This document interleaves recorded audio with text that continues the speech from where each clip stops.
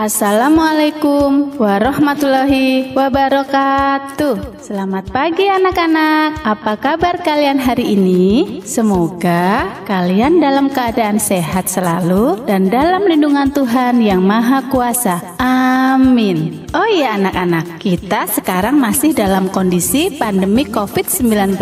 Oleh karena itu, Bu Guru tidak henti-hentinya mengingatkan kepada kalian untuk selalu menjaga kebersihan badan dan selalu cuci tangan sebelum dan sesudah melakukan kegiatan. Dan jangan lupa juga ya, selalu memakai masker dimanapun kalian berada. Baiklah anak-anak, marilah untuk mengawali pembelajaran pagi hari ini, kita berdoa bersama. Berdoa mulai.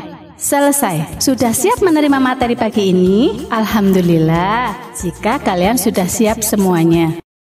Anak-anakku kelas 6 sekalian, pada kesempatan pagi ini, Bu Guru akan menyampaikan materi tema 4 globalisasi, subtema 1 globalisasi di sekitarku, pembelajaran 1, muatan pelajaran, ilmu pengetahuan alam, dan bahasa Indonesia. Tujuan pembelajaran, melalui gambar, siswa mampu mengidentifikasi cara menyalurkan energi listrik. Kedua, melalui pengamatan gambar, siswa mampu menyebutkan beberapa sumber energi listrik. Ketiga, melalui bacaan, siswa mampu menyajikan informasi penting dari teks eksplanasi yang dibaca dalam bentuk visual dengan sistematis. Baiklah anak-anak, kalian sekarang bisa melihat gambar pada layar, yaitu gambar tentang proses penyaluran energi listrik yang bersumber dari air, atau yang biasa disebut PLTA, pembangkit listrik tenaga air. Sudahkah kalian melihatnya? Kalau sudah, alhamdulillah, terima kasih. Semoga kalian nanti bisa menjelaskan proses penyaluran energi listrik dengan baik. Anak-anak, pada kali ini Bu Guru akan menjelaskan bagian-bagian dari pembangkit listrik tenaga air atau yang biasa disebut dengan PLTA. Bagian-bagiannya antara lain yang pertama, sungai atau kolam tandon untuk tempat penampungan air. Kedua, intak, pintu masuk air sungai atau tandon. Ketiga, katup pengaman, berfungsi sebagai katup pengatur intak. Keempat, headrest tunnel, pipa antara tandon dan sebelum masuk penstock. Kelima, charge tank, berfungsi sebagai pengaman tekanan air yang tiba-tiba naik saat katup pengatur ditutup. Selanjutnya, yang keenam, penstock atau pipa pesat untuk mengalirkan dan mengarahkan air ke turbin serta untuk mendapatkan tekanan hidrostatis yang besar.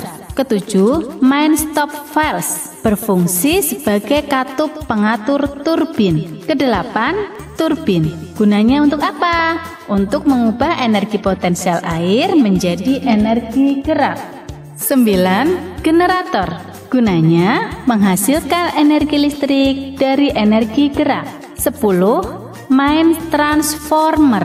Gunanya untuk mentransfer energi listrik antar dua sirkuit dengan induksi elektromagnetik. Dan yang ke-11, transmission line atau penyalur energi listrik ke konsumen.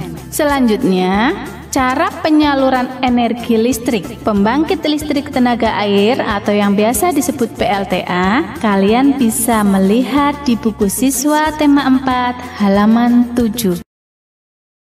Anak-anak, selanjutnya ada beberapa juga sumber energi listrik lainnya. Yang pertama, air. Kalian bisa lihat pada gambar yang ada di layar. Air juga dapat dijadikan sebagai pembangkit listrik tenaga mikrohidro atau biasa disebut dengan PLTMH, yaitu pembangkit listrik tenaga air berkapasitas kecil dengan ukuran daya kurang dari 100 kW. Sudahkah kalian melihat gambarnya? Alhamdulillah. Sekarang coba kalian lihat gambar yang kedua. Di situ ada baterai. Baterai disebut elemen kering. Energi yang dihasilkan dari baterai adalah energi kimia. Baterai biasanya bisa digunakan untuk apa saja? Iya, bagus, pintar-pintar semuanya. Baterai bisa juga digunakan sebagai energi mainan, senter, radio, dan lain sebagainya. Selanjutnya juga ada aki. Aki disebut energi elemen basah, memiliki dua katup positif dan negatif. Aki bisa digunakan untuk kendaraan bermotor dan juga untuk alat elektronik lainnya. Selanjutnya, ada energi listrik yang bersumber dari dinamo. Tahukah kalian apa itu dinamo? Tentunya kalian pasti sudah tahu kan? Dinamo adalah sebuah alat yang terdiri dari magnet, cincin geser, dan kumparan. Di dalam dinamo terdapat arus searah dan arus bolak-balik. Dinamo yang biasa digunakan untuk sepeda namanya dinamo AC. Bisa kalian lihat pada gambar. Putaran magnet inilah yang akan menimbulkan energi. Semakin cepat roda sepeda berputar, semakin besar arusnya. Baiklah anak-anak, kalian sudah melihat gambar, sudah mendengarkan penjelasan guru, dan kalian juga sudah melihat tayangan video di atas. Nah, sekarang tugas kalian adalah menuliskan proses yang dihasilkan energi listrik oleh pembangkit listrik tenaga air mikrohidro. Dan jangan lupa tambahkan gambar pada tulisannya kalian. Kerjakan di buku tugas ya. Selamat mengerjakan. Anak-anakku sekalian yang ibu cintai, agar kalian tidak mengantuk, biar tambah semangat, kita tepuk semangat yuk. Kita tepuk semangat bersama-sama ya. We are the best, you are the best, the best, the best, yes. Materi selanjutnya, muatan pembelajaran bahasa Indonesia tentang teks eksplanasi. Apa itu teks eksplanasi? Ada yang tahu tidak anak-anak? Teks eksplanasi adalah teks yang menjelaskan sebab akibat suatu fenomena, baik itu peristiwa alam, ilmu pengetahuan, sosial budaya, dan lainnya. Teks eksplanasi bersifat keilmuan yang mengacu pada fakta, realita, teori, dan penelitian. Demikianlah arti dari teks eksplanasi.